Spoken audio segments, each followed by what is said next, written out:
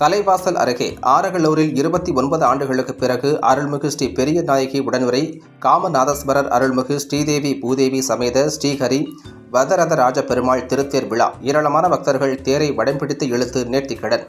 சேலம் மாவட்டம் தலைவாசல் அருகே ஆரகலூர் கிராமத்தில் அமைந்துள்ள மிகவும் பழமை வாய்ந்த ஸ்ரீ பெரியநாயகி உடனுரை அருள்மிகு ஸ்ரீ காமநாதேஸ்வரர் ஆலயம் மற்றும் அருள்மிகு ஸ்ரீ தேவி பூதேவி சமேத கரி வரத ராஜ பெருமாள் கோவில் இங்கு உள்ளது.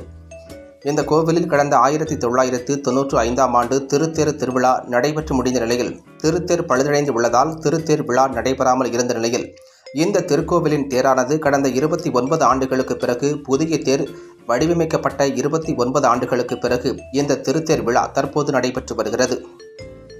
திருத்தேர் விழா கடந்த மாதம் 26ஆம் தேதி விக்னேஸ்வர பூஜை, வாஸ்து சாந்தி, புற்று மண் எடுத்தல், காப்பு கட்டுதல் நிகழ்ச்சியுடன் தொடங்கி ஸ்ரீ காமநாதேஸ்வரர் துவஜாரோகணமும் பஞ்சமூர்த்திகள் திருவிதி விழா உள்ளிட்ட நிகழ்ச்சிகள் தொடர்ந்து நடைபெற்று வந்த நிலையில் இன்று காலை 6:30 மணியளவில் அருள்மிகு ஸ்ரீ பெரியநாயகி உடனுரை காமநாதேஸ்வரர் திருத்தேர் மற்றும் ஸ்ரீதேவி பூதேவி சமேத கரி வரதராஜ பெருமாள் ஆகிய சுவாமிகளின் திருத்தேரில் ஏற்பட்டு சிறப்பு பூஜைகள் செய்தும் திருத்தேரை பக்தர்கள் வடம்பிடித்து இழுத்து முக்கிய வீதிகள் வழியாக சென்றனர்.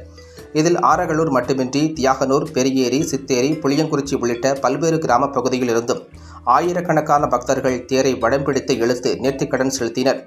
29 ஆண்டுகளுக்கு பிறகு நடைபெற்ற திருத்தேர் விழா நிகழ்ச்சியில் ஏராளமான பக்தர்கள் பங்கேற்றனர்.